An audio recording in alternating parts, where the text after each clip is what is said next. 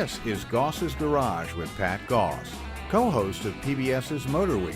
He'll take your calls and comments now at 844-885-4677 or email him at radio@goss-garage.com. And now, Pat Goss. Hi everybody and welcome to Goss's Garage. I'm Pat Goss. If you'd like to talk about anything that deals with automobiles or something with an engine in it, give me a call, 844-885-4677. Now, let me give you my perspective on a very common problem that we see here in the shop. Now, way too many drivers ignore brake noises, and the most common excuse we hear is, hey, the car stops fine. It's just making noise. But is that a reasonable excuse? Hell no. It's your brakes, for crying out loud. There is no excuse, period. If your brakes start making noise, get them checked yesterday. Brakes use brake pads with friction material that is pressed against rotating steel rotors to stop the car.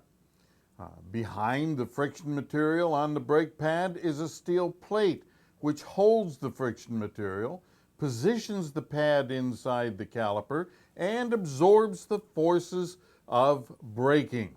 Once all the friction material is worn off, it's that steel plate being pressed against the steel rotor stopping your car. Problem is, steel against steel stops a car, well, remarkably well in normal driving, but not so well in a panic stop. So day to day you may not notice, but as metal rubs against metal, brake rotors and other expensive parts are ground into fine metal powder and will have to be replaced. And I guarantee you'll notice the extra cost to replace rotors, but it does something else that can lead to even more expense. Really close to these brake parts is the wheel hub bearing, which contains a sensor for the ABS system. Now, because of several factors, the hub bearing may be slightly magnetic. Now you have a magnet and ferrous metal powder which is attracted to magnets. Bottom line, metal particles collect on the hub bearing near the speed sensor. The clump of added metal weakens the ABS signal, and on comes the ABS light. The fix? Someone with enough smarts to know how things work, who also has a can of brake clean, compressed air, and 5 minutes. If you know how most sensors work, you know that they produce tiny magnetic pulses, which are sent to the car's computer, where they're turned into commands to control other parts or systems. Because the sensors are magnetic, when more metal is added around them, they may produce weak or false signals that the computer can't understand, and on comes a warning light. In this case, it's the ground up metal from the worn out brake parts that causes the ABS warning light, and a quick cleaning away of the metal dust that corrects the problem. Unfortunately, not all techs know these things, and you wind up buying a new hub bearing and ABS speed sensor instead of a $50 cleaning. Hundreds of dollars wasted that could have been used for gas or treating the family. I thought you should know. All right. That is such a common problem these days.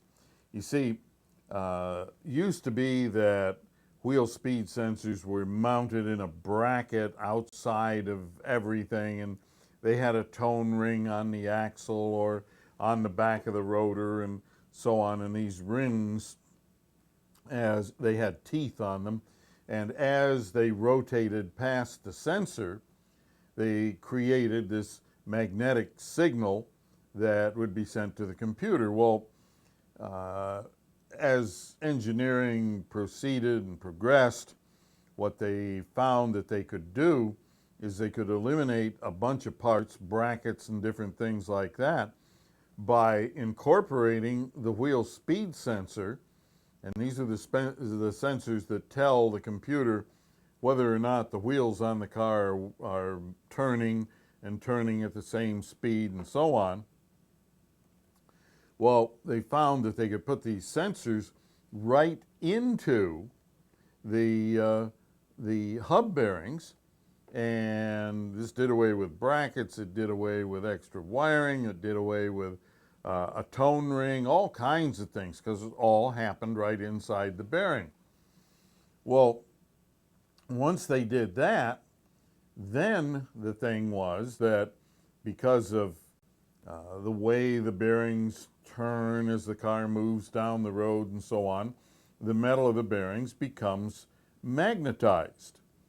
And as a result of that, when you do this stupid thing of letting the brakes wear down to a point where you've got metal brake pads against metal rotors, all of this stuff starts collecting on that hub bearing. And the most exposed part of it is right around the wheel speed sensor, where the sensor wires go into the bearing. All right, so now we attract this metal, this extra metal, in the form of a powder, and it collects right around the sensor, and that weakens the signals, just like I said in the tip. But the fact of the matter is, if you wind up with a technician who doesn't know these things, what they're going to do is they're going to take a scan tool and they're going to read codes. And the code is going to say that there is a weak signal or no signal or whatever it might be, let's say on the right front wheel speed sensor. All right, so they don't do the testing, they don't do the step-by-step that determines if we actually need a new sensor or we don't need a new sensor. Say, okay, you got a bad wheel speed sensor. You really don't, but you got a bad wheel speed sensor, therefore you need to put a new hub bearing in it, and hub bearings vary in price. Some of them are several $100s, and plus the labor. The labor on some of these things can be pretty high, because on some of them you have to take the front suspension apart and drive axles out and a whole bunch of things. Then you have to put them in a hydraulic press and press the bearing out and press the new bearing in and so on. Well, instead of that, you should know that there is this possibility, if you've had brake work done, that you may have an accumulation of metal particles that are held onto the hub bearing through magnetism. Now, not only can this happen as a result of you're wearing the brakes down too far and ignoring noises and stuff like that, it can also happen as a result of brake rotor machining. See, the modern way to machine rotors used to be you took them off the car, you put them on a brake lathe, and you cut them smooth again. Well, now it has to be done on the car. So as you're machining these rotors, you get these real fine particles of metal that are ground off or machined off of the rotor, both the back side and the front side. The back side is typically within a very short distance from that hub bearing. So you may have brake work done, and you have it done before anything really gets horribly worn out, and they machine the rotors, and then later on you find that you have an ABS light on. You take it back, they check it, they don't know about the magnetism of the bearings and all of these different things, and they sell you a new hub bearing with the sensor in it. So you have to know things like this, because otherwise you can be taken to the cleaners. Not that the technician is dishonest or anything like that, But let me tell you, there is a lot to know about modern cars. And not every technician can know all of these little nuances and so on. And they make mistakes. We all make mistakes. But if you pay attention to some of the things that we discuss here on Goss's Garage, you'll be better armed to go into a repair shop and understand what they're telling you and understand when there are other possibilities. So, just something I think you should really, truly be aware of. All right, we're going to take a break. We'll be right back.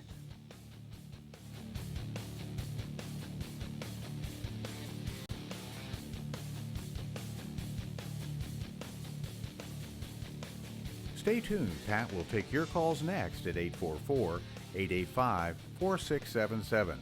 Goss's Garage continues in a moment. Lots of rainy weather can lead to car air conditioner mold problems.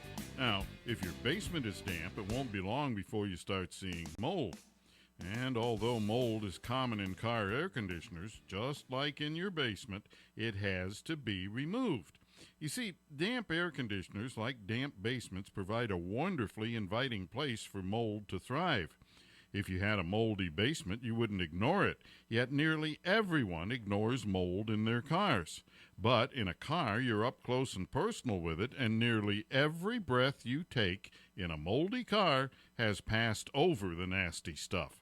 A sure sign of mold growing inside your car's air conditioner is a foul smell when the AC first starts blowing. There are products to spray into the air conditioner that deal with odor, but most do not get rid of the mold. Why worry? Well, mold reduces AC performance, but more important, the air you breathe in the car is moving over nasty, moldy stuff that can cause respiratory and allergic problems. So if you're experiencing unusual allergy symptoms or eye irritation, you may have a mold-contaminated car air conditioner. The fix requires a commercial strength product like BG FrigiClean, professionally injected directly into the vehicle's AC ducts to kill, then remove the mold and make the system clean and fresh. Life changes at a ferocious pace these days, especially when it comes to maintaining our cars. For example, automatic transmissions now need regular fluid flushes. Transmission fluid breaks down with use, and although it may look fine, its additives wear out and it can no longer properly protect bands, clutches, seals, and other hugely expensive parts inside your transmission. Bottom line, more wear and a shorter transmission life. Now you can significantly extend transmission life with a BG transmission flush every 24 to 30,000 miles or 2 years. BG makes the best transmission flush machine I've ever tested. It renews all of the fluid in your transmission, not just a small part of it. The BG transmission flush machine is safe, too, because it uses the natural circulation of the transmission. Your transmission will work better and last longer. As with everything BG offers, this is a superior service. For more information, go to bgprod.com or bgfindashop.com. This is Goss's Garage with Pat Goss. Call the show now at 844-885-4677. Hi, folks. For those of you enjoying Goss's Garage on tunein.com, please be aware of our new showtime every Saturday morning at 9 a.m. Eastern. So keep that in mind. All right, let's go to the phones. John from Alexandria, Virginia, 2010 Infiniti G37. John, welcome to Goss's Garage. Thank you, Pat. While I was changing the oil, I noticed that apparently at the bottom of the steering rack, it is wet. There doesn't seem to be any steering problem. Fluid is fine. It looks like a leak. What's the prognosis? Well, does yours have hydraulic steering? I believe so, yes. Okay. If it has hydraulic steering and there's wetness, that means there is a leak. At this point, it probably isn't bad enough to show on the reservoir or anything like that, fluid levels or anything. But one thing you may rest assured is that it will get worse.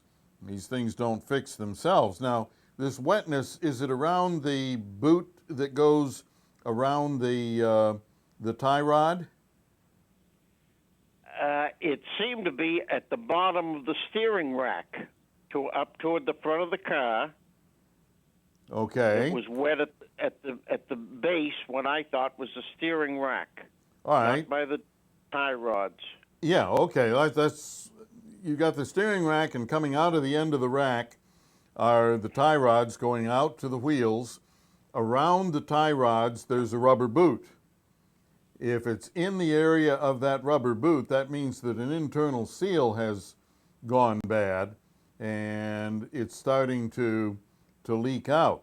What you need to do at this point, you might want to get a BG Power steering flush or something like that. It may help, may not, but even if it doesn't, it's going to help the overall system.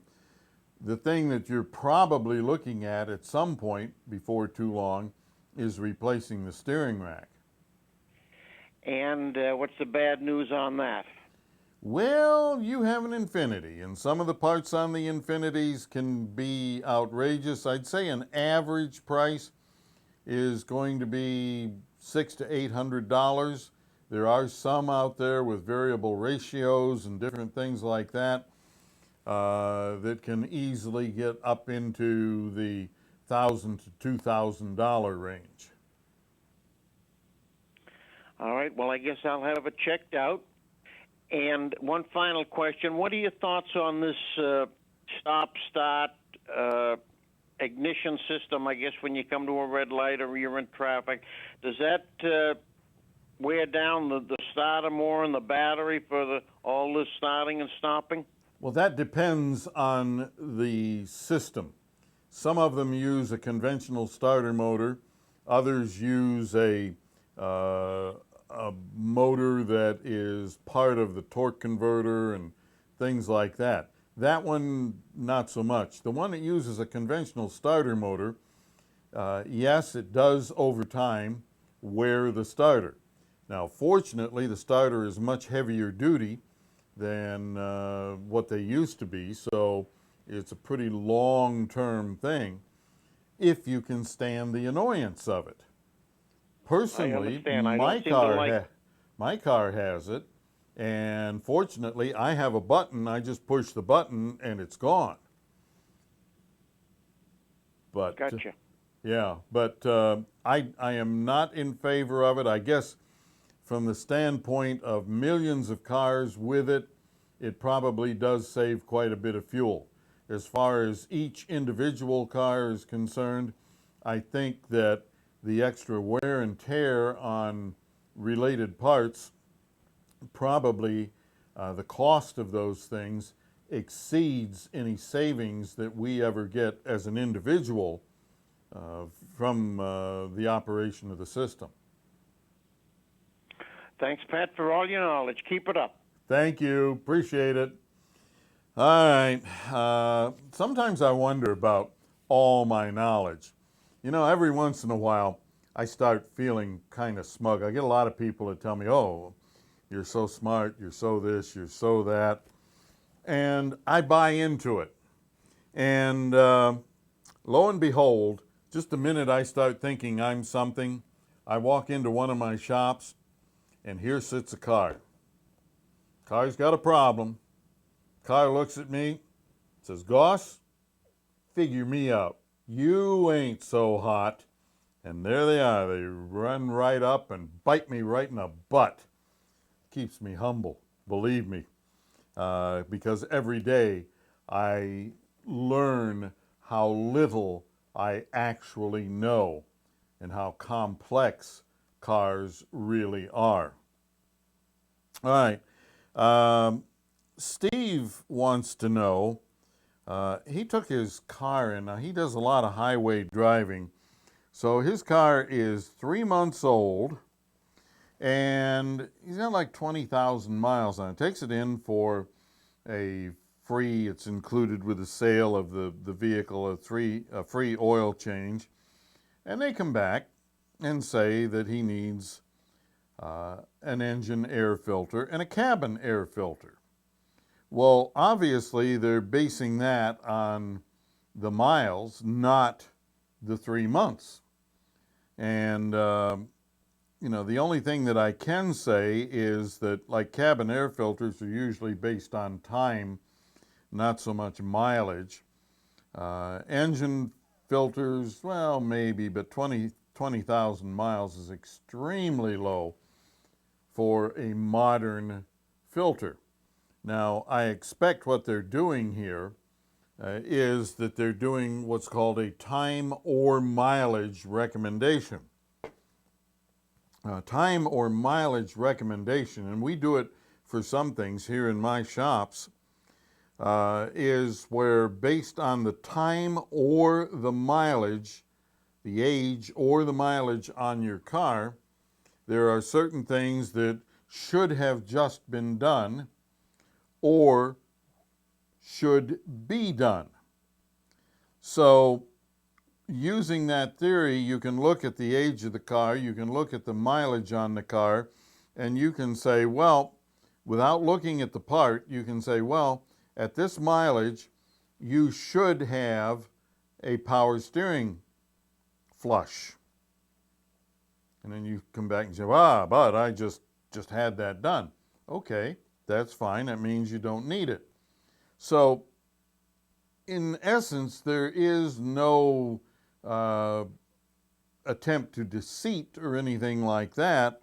These are just recommendations, but in some cases, the engine filter, the air filter in the engine especially, we see a lot of shops, a lot of dealers that are still telling people that, oh, you got to replace the air filter for your engine because it will kill your gas mileage and you will waste more money in lost gas mileage than it costs you to replace the filter. Now, when they tell you something like that, you know right up front that either they're trying to take advantage of you or they are raving idiots that don't know anything at all about cars. Why? Because air filters no longer affect gas mileage. Huh? How can that be? Well, that can be because modern cars use mass airflow sensors. See, back in the past, when you had carburetors, the air filter controlled the amount of air going into the carburetor, but the carburetor had no way to compensate for a loss of air. So, if the air filter got clogged up, we had the same amount of fuel coming into the engine, but less air, so we had a rich fuel mixture and we wasted gas. But today's cars, the sensor, the mass airflow sensor, the air comes through the air filter, more or less, whatever, doesn't make any difference. The air comes through the air filter, then passes over the mass airflow sensor. The mass airflow sensor, in turn, reads the amount of air and mixes the proper amount of fuel. Well, it tells the computer to mix the proper amount of fuel.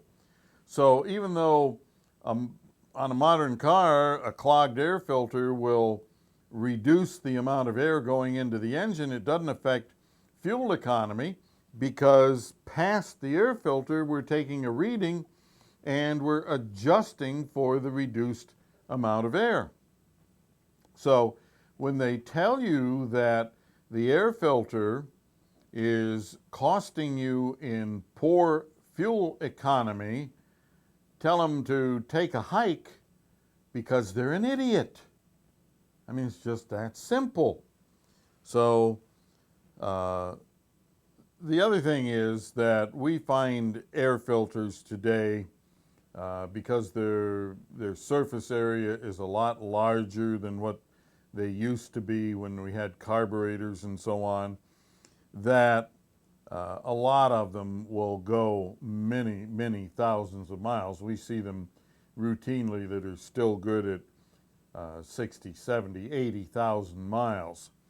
And so you aren't replacing these things as frequently as you used to. The other thing with cabin air filters, sometimes we find people who live or drive in very dirty conditions where they may need one every year. The majority of them will be about 2 years. So, you know, that's something to keep in mind. All right, we will take a break. We'll be right back on Goss's Garage. Operators are standing by to take your call for Pat at 844-885-4677. Goss's Garage continues in a moment. When buying a car, most drivers look for more power, but they rarely consider two even more important performance factors. Just buying horsepower doesn't guarantee a great feeling or great performing car. More important are power to weight ratio and torque. Power to weight ratio has a huge effect on how a car performs. The more power you have relative to the weight of the vehicle, the better it will perform. High-performance cars are usually very light with big engines, so they have a high power-to-weight ratio. A high-performance engine in a lightweight sports car makes it go like stink, but put the same engine into a giant 18-wheeler, and it would be lucky to even move the big beast. Turn that around and put the semi-engine in the sports car, and it would literally tear the car apart. So, there are limits to all of this. Within the class of car you're looking at, you want a high power to weight ratio, not just high horsepower. In some cases, a better power to weight ratio will also mean better fuel economy because the engine doesn't have to work as hard to move the car. Also consider torque, which is the twisting force needed to get the car moving. More torque makes the car feel better during acceleration. Also, the lower the RPM where the highest torque number occurs, the stronger the car will feel. Just thought you might like to know. I get lots of questions about BG products, many about specific products or services like, is BG44K really that good, or are BG transmission, cooling system, and power steering flushes actually necessary? But most popular of all, do I use BG products in my cars? Well, the answer to all of those questions is yes. A regular schedule of BG flushes and chemicals will deliver the longest possible life from all the lubricated and fuel delivery parts on your vehicles. And do I use BG products? You bet I do. I drive nice cars, and I drive a lot. Plus, my live radio and TV shows mean that my cars have to be absolutely reliable. A no start from dirty fuel injectors or a failed transmission just isn't acceptable in my life. Remember, deposits and dirty fluids ruin expensive parts. For reliability like I demand, visit one of the quality shops that sell BG products and perform BG services. To find a BG professional near you, bgfindashop.com. Now, back to Goss's Garage with your host, Pat Goss. Folks, this portion of Goss's Garage is brought to you by BG Products. And yes, I use BG products in my own cars. Actually got my first oil change on my 17 Jeep Grand Cherokee Overland this week. I've had it a couple of months and, well, not quite 2 months. 6,000 miles, switched it over to Mobil 1, 0W20, and added BG MOA to it. All right, now this is from Bill. Bill says, my travels frequently take me through Culpeper, Virginia, where I found a station selling ethanol-free gasoline. But it is 30 cents more per gallon. My guess is any benefit received wouldn't justify an additional $7 per tank unless it eliminated the need for BG fuel and air service. Thoughts? Bill? Okay, Bill. I don't know what you drive, but it must have a huge tank. That's at 30 cents a gallon, $7 per tank. It's got to be like my Jeep. My Jeep holds 24 point something gallons, which I like until it comes time to fill it up. And but what I really like is that I can go between 500 and 600 miles between fill-ups, because I just hate standing at a gas pump pumping gas into a vehicle, because it is such not only an expense but such a horrific waste of my time. Anyway, back to Bill's question. Is it worth 30 cents per gallon? Well, Bill, you'll probably get 2% to maybe 6% better fuel economy, and that's about it. There might be some other slight benefits, but nothing that would warrant the extra expense. And no, it wouldn't eliminate the need for induction services and BG44K and things like that. It might even make that part of things worse. There are benefits, there are negatives to ethanol and gasoline. One of the negatives is that it decreases fuel economy. One of the benefits is that to some small degree it can alter the formation of certain types of deposits on intake valves and things like that. But in no way does doing away with ethanol have much effect on induction system cleaning or anything like that. Might make it worse in some cases. You still need to keep everything clean, and the only way to do that is with things like BG44K and with induction system cleaning and so on. So no, I don't think that it would make any sense. And you say my travels frequently. Well, that doesn't mean all the time. So unless you lived there and you had access to it all the time, most of the benefits would be negated by the next fill up with E10. And for those of you who don't know what we're talking about here, all gasolines these days, typically within 100 miles of a designated high emissions area, which means most bigger cities and things like that, it's mandated by the EPA that the gasoline have 10% ethanol. Now, that is to reduce smog and other harmful emissions that we see, especially when we have high traffic areas and a lot of congestion, a lot of people, a lot of cars. Once you get beyond a certain distance away from that designated area, then the gasoline can be ethanol free, or it can have ethanol. And what makes the difference is the supplier.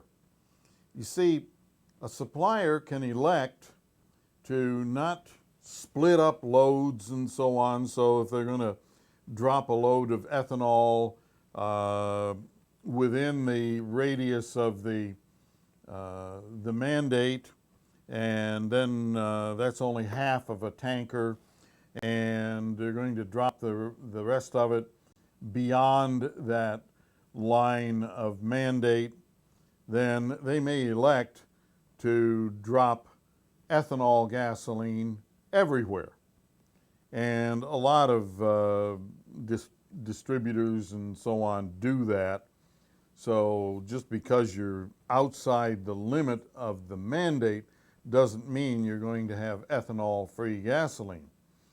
But even living in that area and having a station that supplies ethanol-free gasoline, is it worth 30 cents more per gallon?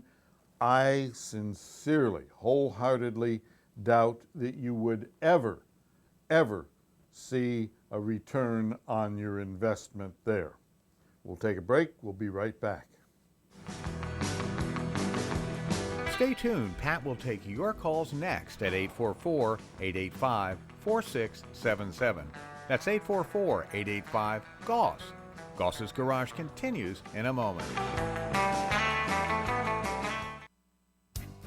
This is the story of two cheap caps on your car that can cause big problems. Radiator caps and gas caps. Both should be replaced every couple of years.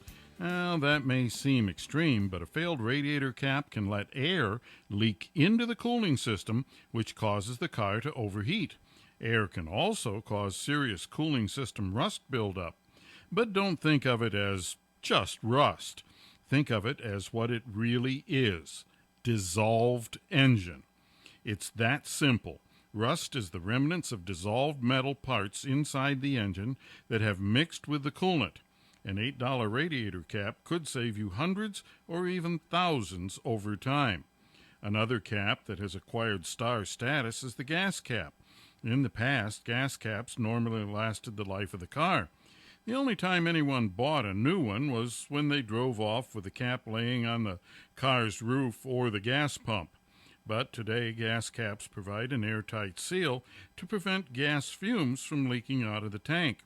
Gas fumes add significantly to air pollution, so the government mandated that gas caps had to keep fumes in the car.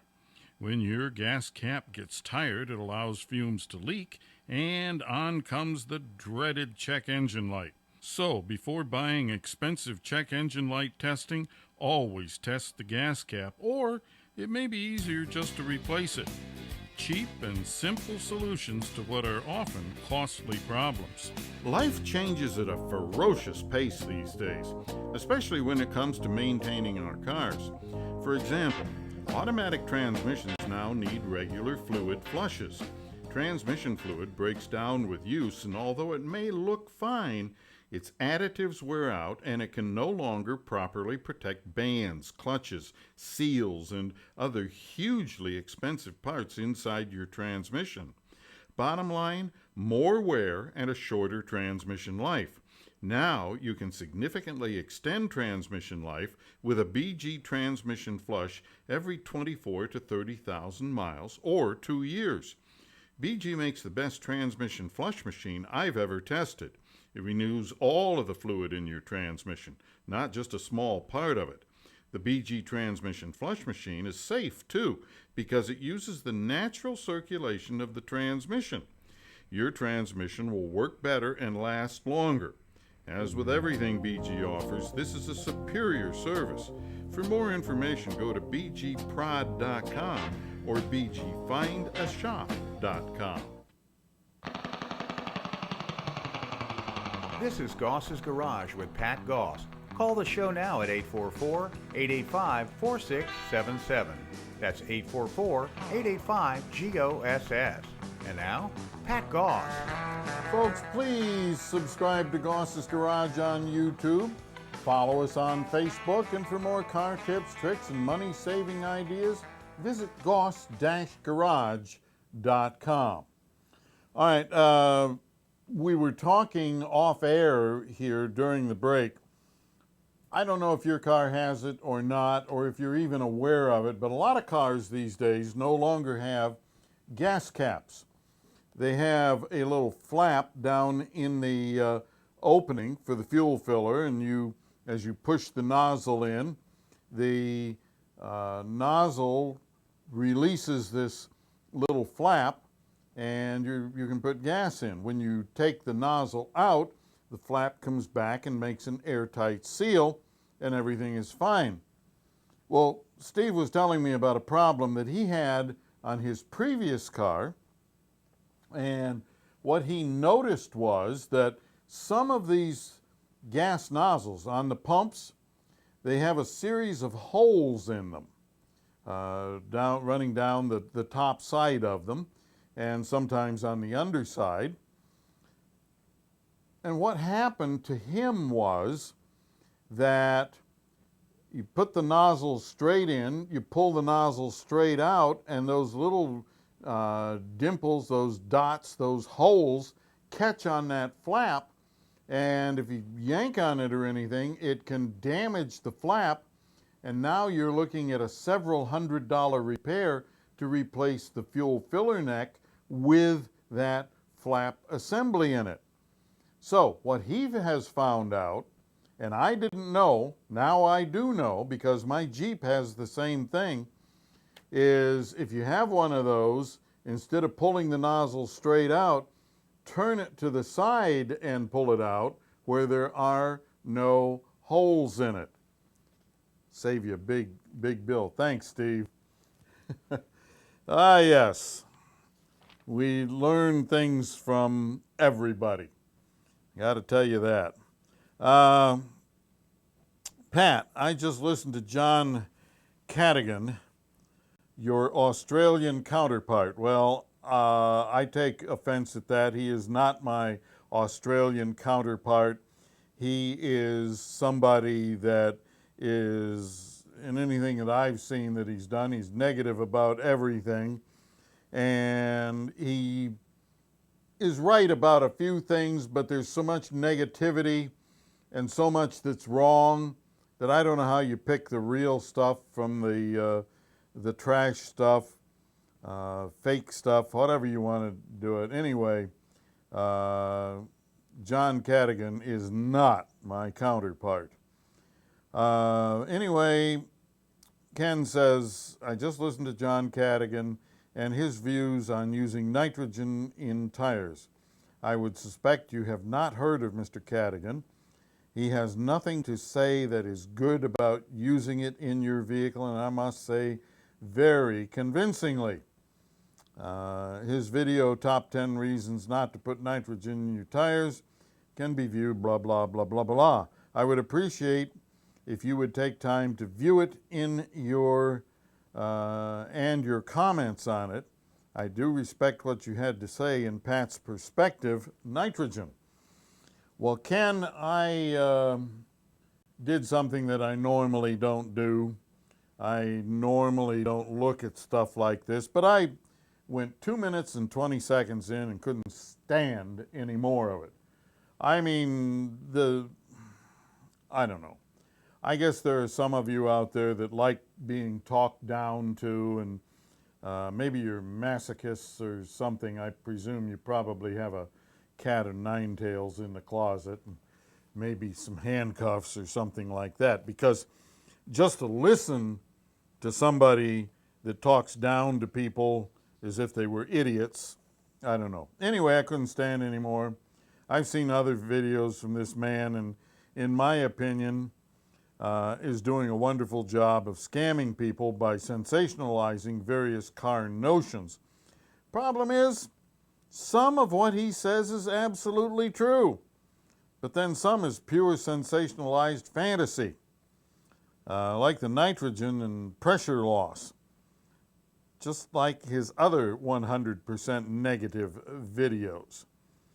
Anyway, I have yet to find anything in life, in general, that is 100% bad or 100% good. So every time anyone says everything, every part of, always, I get suspicious. Now, when they say everything about nitrogen is bad, excuse me? No. It isn't.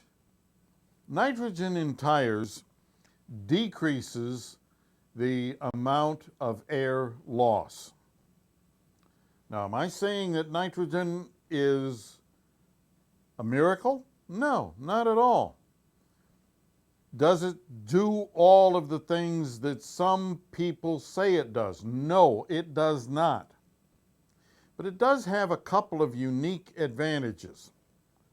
And those advantages are, just like I said in the Pat's Perspective piece. The biggest thing is zero moisture. See, a nitrogen generator takes all of the moisture out of the air. Now, this wasn't a real problem in the past because cars didn't have TPMS electronic sensors in the tires that could get moisture in them and be damaged. Wasn't anything like that. There was a valve stem, a valve core, a tire on a wheel, and that was it. Today, the valve stem is often part of the TPMS sensor and so on. And the sensor is inside the tire, and if there's moisture in there, moisture can damage the electronics in that sensor and make them fail prematurely. Expensive, very expensive. The other thing is that the compressors that are used to compress air, most of them have a crankcase, and the crankcase is filled with oil, just like the oil in your car's engine. So, what does that mean? Well, it means that oil on a poorly maintained compressor, oil can get into the air lines and then be shot into your tires. Not going to happen with nitrogen. So what are the benefits and the negatives? Well, the negative is you may have to pay for the nitrogen, but in most cases it may be included, or even if you have to pay for it, you get lifetime free top-offs and different things like that. Some, like the company that we use Nitrofill, you get, for the money you pay for the nitrogen, you get a road service agreement. So, it depends. And it depends what the shop is telling you about the nitrogen. If they're telling you that it's a miracle product, that you're going to get umpteen dozen more miles per gallon or something like that, no, that isn't going to happen. That's hogwash. That's sales. What is going to happen is that the tires are going to maintain their pressure longer because of the configuration of the molecules of nitrogen, which are different. And I know on the periodic scale they would be smaller than the oxygen molecules, but configuration and the way they occur in nitrogen in a tire, it slows down the migration of the gas inside the tire through the rubber of the tire. So one thing that we have found, come wintertime, we get this influx of cars with TPMS warning lights. Low tire pressure, low tire pressure, low tire pressure. People come in, they say they check their tire pressure and so on, and after the car sits overnight, the TPMS light comes on, it's blinking at them, or it turns the whole instrument cluster bright red or something insane like that. And the net result of that is that the tire pressure is borderline on the trigger threshold of the sensor, and when it gets cold, the pressure drops with the temperature and it triggers the light. Now you drive a few blocks, it warms up, it expands, or the pressure increases, and the light goes out. Well, you don't have as much of that with nitrogen. So you have the lack of moisture, the lack of oil, and the lack of pressure loss. We many times see cars that go 6 months, maybe even more, without having to top off when you have nitrogen in the tires. So just something to consider.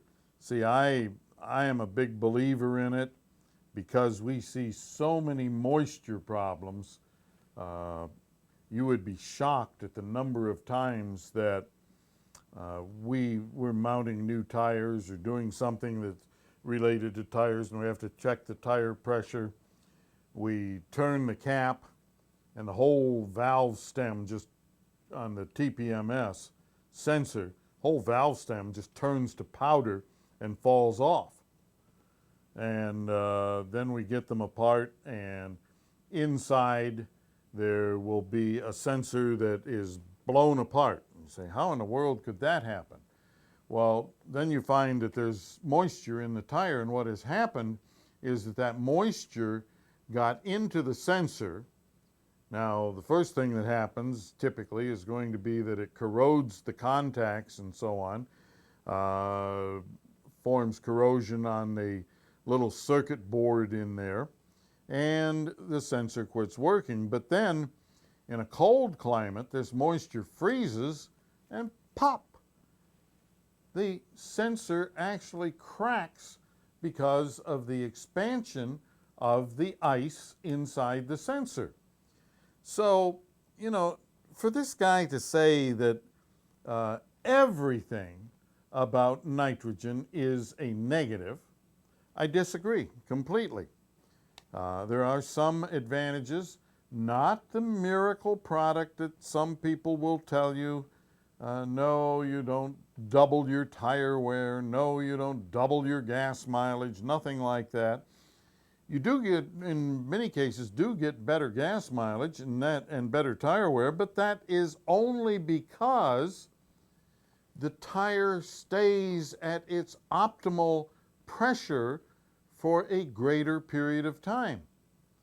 When you don't have nitrogen in your tires, what happens is you have this gradual decrease in pressure as the oxygen migrates through the sidewalls, the rubber of the tire, just weaves its way in and around through the molecules of the rubber. And as that pressure goes down, you get minimally less fuel economy and minimally less tire life. So when we put the nitrogen in there, we keep the optimal pressure for a longer period of time. Therefore, we get better gas mileage as a result of that, not improved gas mileage. All we're doing is maintaining the best gas mileage. We're not improving it, we're just maintaining it. Big difference. So you don't get a gas mileage improvement, you get a maintenance of the best gas mileage your car is going to deliver. Same with tire wear. It doesn't extend the life of the tires, it just decreases the wear by maintaining the optimal pressure for a longer period of time. Therefore, your tires wear longer. So it's, you know, to me, I wouldn't have a car without it. So keep that in mind. And back to Steve, he was telling me that it's been months and in his car, and his pressure is just exactly the way we set it several months ago. So that is my take on nitrogen. Also, in an earlier commercial, we heard about mold and mildew in air conditioning systems. Big, big problem. I mean to tell you, turn the air conditioning on and you got something that smells like 3-month-old gym socks. I mean, it can be pretty nasty. Now, it's been such a problem that a lot of manufacturers have done various things to eliminate it. See, what causes it is the water that drains out of the car when the air conditioner is on. You park and let the car run with the air conditioner on for a few minutes, and you'll have a puddle of water. That's condensation from the air. Well, that means that there are parts inside the air conditioner that are soaked with water. Well, some manufacturers now, they have what's called an afterblow system, which means that you turn the car off, it waits for a while, and then it turns the blower motor on low so it doesn't drain the battery, and they blow air across the evaporator up inside the dash and through the ductwork and stuff like that. And that acts like a clothes dryer by blowing air over these parts to dry them. And that helps do away with the mold and the mildew and the nasty smells and so on. But not all manufacturers do that. Honda had a unique solution a few years ago. They said, best way to prevent it, turn the air conditioning off and turn the blower on high at least 2 miles before you arrive at your destination. Excuse me? 100-degree day? You're going to turn the blower on high with no AC and you're going to blow that hot-ass air right straight in your face? I don't think so. Anyway, there are chemicals that help prevent this. The one that we use here in the shop comes from BG. We are a BG shop and we love their products. It's called BG FrigiClean, and it is this chemical that is injected into the air conditioning ductwork, and it foams. It gets up to like 300, 500, I don't know, many times its original size. It's this really strong foam, and it just fills all of the ductwork and everything. And it's kind of like spraying Lysol on the countertop. It kills all these dirty little critters that are growing in there, you know, all the magrums and stuff like that. And that gets rid of the odor. So BG FrigiClean, if you've got one of these stinking, lousy, stinking, smelly, locker room, ugly air conditioners in your car that stinks to the high heavens when you turn the AC on when you first start the car, that usually will get the job done. And keep in mind, that's just as unhealthy in a car as it is in your house. There's nothing good about it.